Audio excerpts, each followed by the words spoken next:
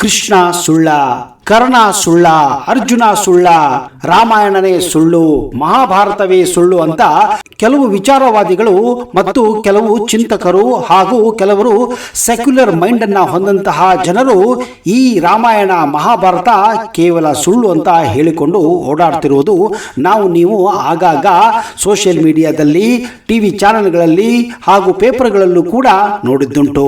ಹಾಗಾದ್ರೆ ಅವರ ಪ್ರಕಾರ ರಾಮಾಯಣ ಮಹಾಭಾರತ ಸುಳ್ಳು. ಆದರೆ ಇತ್ತೀಚೆಗೆ ಪುರಾತತ್ವ ಇಲಾಖೆಯವರು ಕಂಡುಕೊಂಡಂತಹ ಹಾಗೂ ಸಂಶೋಧನೆ ಮಾಡಿದಂತಹ ಕೆಲವು ಪುರಾವೆಗಳು ಇತ್ತೀಚೆಗೆ ಒಂದೊಂದಾಗಿ ಹೊರಬರಲು ಪ್ರಾರಂಭಿಸಿವೆ. ಹಾಗಾದ್ರೆ ಅವು ಕೂಡ ಸುಳ್ಳ ಅಂತ ಇನ್ನೂ ಕೂಡ ಜನರು ನಂಬುತ್ತಾನೆ ಇದ್ದಾರೆ. ಆದರೆ ರಾಮಾಯಣ ಮಹಾಭಾರತ ನಡೆದಿತ್ತು ಅನ್ನೋದಕ್ಕೆ ಈಗಲೂ ಕೂಡ ನಮಗೆ ಒಂದೊಂದಾಗಿ ಸಾಕ್ಷಿಗಳು ಸಿಗುತ್ತಾ ಇವೆ. ಬನ್ನಿ ಅವುಗಳನ್ನ ಒಂದೊಂದಾಗಿ ನಿಮಗೆ ತೋರಿಸ್ತಾ ಇದ್ದೀನಿ. ನಮಸ್ಕಾರ ಸ್ನೇಹಿತರೆ. ಕರ್ನಾಟಕ ರಾಜ್ಯದ ಚಿಕ್ಕಬಳ್ಳಾಪುರ ಜಿಲ್ಲೆಯ ಕೈವಾರ ಹತ್ತಿರ ಇರುವ ಬೆಟ್ಟದಲ್ಲಿ ಭೀಮನ ಪಾದದ ಗುರುತುಗಳು, ಭೀಮನ ಗುಹೆಗಳು ನೀವು ಕಾಣಬಹುದು. ಹಾಗೆಯೇ ಬಕಾಸುರನನ್ನು ಕೊಂದಂತ ಹಲವಾರು ಸಾಕ್ಷಿಗಳನ್ನು ನೀವು ಇಲ್ಲಿ ಪಡೆಯಬಹುದು. ಅದಕ್ಕೆ ಹಿಂದೆ ಕೈವಾರವನ್ನ ಏಕಚಕ್ರ ನಗರ ಎಂದೇ ಕರೆಯಲಾಗುತ್ತಿತ್ತು. ಹಾಗೆಯೇ ಕರ್ನಾಟಕ ರಾಜ್ಯದ ಹಾವೇರಿ ಜಿಲ್ಲೆಯ ಹಾನಗಲ್ ಹಿಂದೆ ವಿರಾಟ್ ನಗರ ಎಂದು ಕರೆಯಲಾಗುತ್ತಿತ್ತು. ಕಾರಣ ಇಲ್ಲಿ ಪಾಂಡವರು ಅಜ್ಞಾತವಾಸವನ್ನು ಮಾಡಿದ್ದರು. ಅದಕ್ಕೂ ಕೂಡ ಹಲವಾರು ಕುರುಹುಗಳು, ಸಾಕ್ಷಿಗಳನ್ನು ನೀವು ಇಲ್ಲಿ ಪಡೆಯಬಹುದು. ಹೀಗೆ ಒಂದೊಂದು ಊರಿನ ಬಗ್ಗೆ ಹೇಳುತ್ತಾ ಹೋದರೆ ನಿಮಗೆ ಭಾರತಾದ್ಯಂತ ಮಹಾಭಾರತದ ಕುರುಹುಗಳು ನಿಮಗೆ ಸಿಕ್ಕೇ ಸಿಗುತ್ತವೆ. ಅದರಲ್ಲೂ ಮಹಾಭಾರತದ ಕುರುಕ್ಷೇತ್ರವು ಎಂದಿಗೂ ಅಜರಾಮರವಾಗಿ ಉಳಿದಂತಹ ಒಂದು ಅದ್ಭುತ ಘಟನೆಯಾಗಿದೆ. ಪಾಂಡವರು ಹಾಗೂ ಕೌರವರ ಮಧ್ಯೆ ಇದ್ದ ಭಿನ್ನಾಭಿಪ್ರಾಯಗಳು, ಯುದ್ಧ, ದ್ವೇಷಗಳು, ಬಾಂಧವ್ಯಗಳು, ಕುತಂತ್ರಗಳು, ವನವಾಸ, ಅವಮಾನ ನಾವು ಮಹಾಭಾರತದಲ್ಲಿ ಕಾಣಬಹುದು.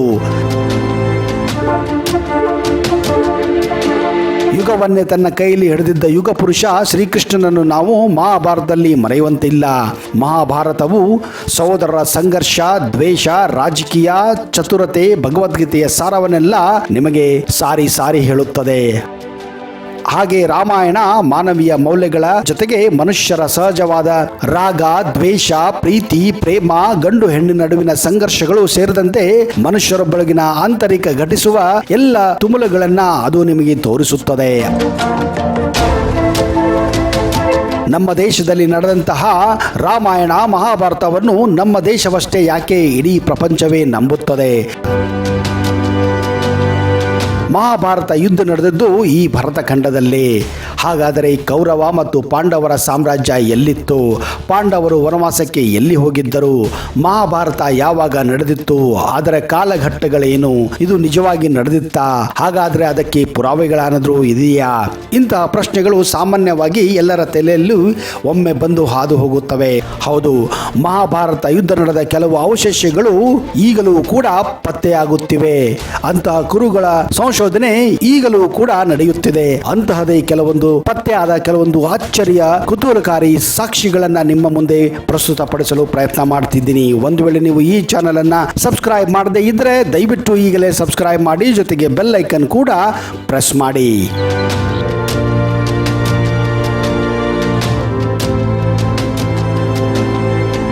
ಮಹಾಭಾರತದಲ್ಲಿನ ಗಾಂಧಾರ ದೇಶವನ್ನು ಇಂದಿನ ಆಫ್ಘಾನಿಸ್ತಾನದ ಕಾಂಧಾರ ದೇಶವಾಗಿ ಮಾರ್ಪಡಿಸಲ್ಪಟ್ಟಿದೆ. ಈ ದೇಶದ ಮುಖ್ಯ ನಗರವಾಗಿ ತಕ್ಷಶಿಲಾ ಪ್ರಸಿದ್ಧ ಹೊಂದಿತ್ತು. ಈ ಸ್ಥಳವು ಪ್ರಸ್ತುತ ಪಾಕಿಸ್ತಾನದಲ್ಲಿದೆ. ಈ ರಾಜ್ಯದಿಂದಲೇ ಧೃತರಾಷ್ಟ್ರನ ಪತ್ನಿಯಾದ ಗಾಂಧಾರಿ ಮತ್ತು ಕೌರವರ ಮಾವನಾದ ಶಕುನಿ ಈ ಸ್ಥಳದಿಂದಲೇ ಬಂದವರು. ಈಗಲೂ ಈ ಪ್ರದೇಶವನ್ನ ಕಾಂಧಾರ ಎಂದು ಕೂಡ ಕರೆಯುತ್ತಾರೆ. ಆದರೆ ಮಹಾಭಾರತ ನಡೆದಿದ್ದು ಸತ್ಯ ಅನ್ನೋಕೆ ನಿಮಗೀಗ ಮತ್ತೊಂದು ಪುರಾವೆ ಸಿಕ್ಕಿದೆ. ಮಹಾಭಾರತ ಕಾಲದ ಯುದ್ಧದ ರಥವನ್ನು ಇದೀಗ ಉತ್ತರ ಪ್ರದೇಶದ ಬಾಗ್ಪತ್ ಜಿಲ್ಲೆಯಲ್ಲಿ ಪತ್ತೆಯಾಗಿರುವುದು ಎಲ್ಲರಲ್ಲೂ ಅಚ್ಚರಿಯನ್ನು ಉಂಟು ಮಾಡಿದೆ. ಹಾಗೆಯೇ ಹಲವಾರು ಕುತೂಹಲಗಳನ್ನು ಕೂಡ ಪ್ರತಿಯೊಬ್ಬ ಹಿಂದೂನಲ್ಲೂ ಸೃಷ್ಟಿಸಿದೆ. ಮಹಾಭಾರತ ಯುದ್ಧದಲ್ಲಿ ಬಳಸಲಾದ ರಥ ಇದು ಎನ್ನುವುದಕ್ಕೆ ಹಲವಾರು ವಾದಗಳಿದ್ದವು. ಮಹಾಭಾರತ ನಂತರ ಅವಧಿಯ ಅನೇಕ ಸತ್ಯಗಳು ಮತ್ತು ರಹಸ್ಯಗಳನ್ನು ಭೂಗರ್ಭದಲ್ಲಿ ಹುದುಗಿದ್ದ ಸತ್ಯವನ್ನು ಇದೀಗ ಪತ್ತೆಹಚ್ಚಲಾಗಿದೆ. ವಾಸ್ತವವಾಗಿ ಉತ್ತರ ಪ್ರದೇಶದ ಬಾಗ್ಪತ್ ಜಿಲ್ಲೆಯಲ್ಲಿ ಸಿಕ್ಕಿರುವ 5,000 ವರ್ಷಗಳಷ್ಟು ಹಳೆಯ ಸಮಾಧಿಯ ಬಗ್ಗೆ ಪುರಾತತ್ವ ಇಲಾಖೆಯಲ್ಲಿ ಇದೀಗ ಚರ್ಚೆ ಹಾಗೂ ಅಚ್ಚರಿಯನ್ನು ಹುಟ್ಟುಹಾಕಿದೆ. ಕೆಲವರು ಇದನ್ನ ಮಹಾಭಾರತದ ಅವಧಿಗೆ ಸೇರಿದ್ದು ಎಂದು ಹೇಳಿದ್ದರೆ, ಇನ್ನು ಕೆಲವರು ಇದನ್ನ ಐರನ್ ಏಜ್ ಅಥವಾ ಕಂಚಿನ ಯುಗಕ್ಕೆ ಸೇರಿರಬಹುದೆಂದು ವಿಜ್ಞಾನಿಗಳು ಸಾರುತ್ತಿದ್ದಾರೆ. ಅಂದ ಹಾಗೆ ಈ ವಿಷಯ ತಿಳಿಯುತ್ತಿದ್ದ ಹಾಗೆ ಹಲವಾರು ದೇಶ ವಿದೇಶದ ವಿಜ್ಞಾನಿಗಳು ಭಾರತಕ್ಕೆ ಓಡಿ ಬಂದಿದ್ದಾರೆ. ಯಾಕಂದ್ರೆ ಮಹಾಭಾರತ ರಾಮಾಯಣದ ಬಗ್ಗೆ ಚರ್ಚೆ ಭಾರತದಲ್ಲಿ ಮಾತ್ರ ಅಲ್ಲ, ವಿಶ್ವಾದ್ಯಂತ ನಡೆಯುತ್ತಾ ಇದೆ. ಹೀಗಾಗಿ ಈ ವಿಜ್ಞಾನಿಗಳು ಹಾಗೂ ಸಂಶೋಧನಾ ಮಾಡುತ್ತಿರುವಂತಹ ಹಲವಾರು ಸಂಶೋಧಕರು ಈ ಜಾಗಕ್ಕೆ ಬಂದು ಠಿಕಾಣೆ ಹೂಡಿದ್ದಾರೆ. ಬಾಗ್ಪತ್ ಜಿಲ್ಲೆಯ ಸೋನಾಲಿ ಗ್ರಾಮದ 5,000 ವರ್ಷಗಳ ಹಿಂದಿನ ಪ್ರಾಚೀನ ರಥ, ಆಗಿನ ಕಾಲದ ಕೆಲ ಶಸ್ತ್ರಾಸ್ತ್ರಗಳು ಉತ್ಖನನ ಮಾಡಿದಾಗ ಪತ್ತೆಯಾಗಿದ್ದನ್ನು ನೋಡಿದ ಹಿಂದಿನ ಯುಗಗಳ ಮಹಾಭಾರತ ಕಾಲದ ಹಲವಾರು ರಹಸ್ಯಗಳು ಇದೀಗ ಬಯಲಾಗುವ ಎಲ್ಲ ಲಕ್ಷಣಗಳು ಗೋಚರಿಸುತ್ತಿದೆ ಎನ್ನುವುದು ನಾವು ಹೇಳಲು ಇಷ್ಟಪಡುತ್ತೇವೆ. ಸನೋಲಿ ಗ್ರಾಮದಲ್ಲಿ ಇದೀಗ ಪುರಾತತ್ವ ಇಲಾಖೆ ಉತ್ಖನನವನ್ನು ಮುಂದುವರಿಸಿದ್ದು, ಇನ್ನೂ ಹಲವು ವಸ್ತುಗಳು ಇಲ್ಲಿ ಸಿಗಬಹುದೆಂದು ಅಂದಾಜಿಸಲಾಗಿದೆ. ಸನೋಲಿ ಗ್ರಾಮದ ಈಗಿರುವ ಸ್ಮಶಾನಕ್ಕಿಂತ ಮೊದಲು ಅಂದರೆ ಕಬ್ಬಿಣ ಯುಗ ಅಥವಾ ಕಂಚಿನ ಯುಗದ ರಥವೊಂದು ಈಗಿಲ್ಲಿ ಪತ್ತೆಯಾಗಿದೆ. ಇದಕ್ಕೂ ಮುನ್ನ ರಾಕಿ ಗಡಿ, ಕಾಲಿಬಂಗನ್ ಅಥವಾ ಲೋಥಾಲ್ ಈ ಸ್ಮಶಾನಗಳಲ್ಲಿ ಉತ್ಖನನ ಮಾಡಿದಾಗ ಕೆಲವು ಪುರಾವೆಗಳು ಕೂಡ ಸಿಕ್ಕಿರೋದು ಅಚ್ಚರಿಯನ್ನು ಉಂಟು ಮಾಡಿದೆ. ಇದೀಗ ಸಿಕ್ಕಿರುವ ಅಲ್ಲಿನ ರಥದ ಅವಶೇಷ ನೋಡಿದರೆ ಅದು ಮಹಾಭಾರತ ಅಥವಾ ಹರಪ್ಪ ನಾಗರಿಕತೆಯಲ್ಲಿ ಬಳಸಿದ್ದು ಎನ್ನಲಾಗಿದೆ. ಆದರೆ ಇವುಗಳನ್ನು ನೋಡಿದರೂ ಕೂಡ ಕೆಲವು ವಿದೇಶಿ ವಿಜ್ಞಾನಿಗಳು ಇದನ್ನು ನಂಬುತ್ತಿಲ್ಲ. ಇದೇ ಕಾರಣ ಇಲ್ಲಿ ಉತ್ಖನನ ಕಾರ್ಯ ಹಾಗೂ ಸಂಶೋಧನೆ ಕಾರ್ಯ ನಿರಂತರವಾಗಿ ಮುಂದೆ ನಡೆದಿದೆ. ಕುರುಕ್ಷೇತ್ರ ಮಹಾಭಾರತದಲ್ಲಿ ಯುದ್ಧ ಭೂಮಿಯಾಗಿತ್ತು. ಹೀಗಾಗಿ ಈ ಧರ್ಮ ಯುದ್ಧಕ್ಕೆ ಕುರುಕ್ಷೇತ್ರ ಎಂದೇ ಹೆಸರಿಸಲಾಗಿತ್ತು. ಇದು ಕೂಡ ಇಂದು ಹರಿಯಾಣದ ಅಂಬಾಲಾದಿಂದ 40 ಕಿಲೋಮೀಟರ್ ದೂರದಲ್ಲಿದೆ.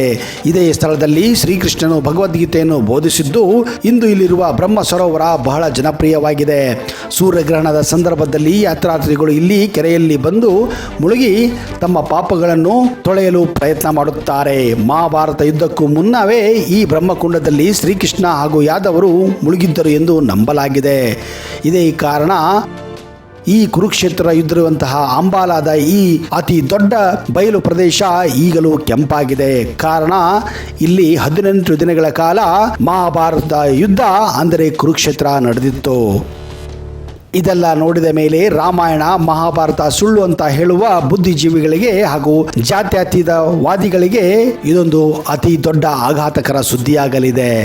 ಈಗಲಾದರೂ ಇಂತಹ ವ್ಯಕ್ತಿಗಳು ಬಾಯಿ ಮುಚ್ಚಿಕೊಂಡು ಇರುವುದು ಲೇಸು ಎಂದು ಫೋಕಸ್ ತಂಡದಿಂದ ಹೇಳಲು ಇಚ್ಛೆ ಪಡುತ್ತೇವೆ. ಇಂತಹ ಹಲವಾರು ಕುತೂಹಲಕಾರಿ ಹಾಗೂ ಅಚ್ಚರಿಯ ವಿಷಯಗಳನ್ನು ಮುಂದಿನ ಸಂಚಿಕೆಗಳಲ್ಲೂ ಕೊಡಲು ನಾವು ಇಷ್ಟಪಡುತ್ತೇವೆ. ಅಲ್ಲಿಯವರೆಗೆ ಜೈ ಹಿಂದ್, ಜೈ ಕರ್ನಾಟಕ ಆ್ಯಂಡ್ ಟೇಕ್ ಕೇರ್.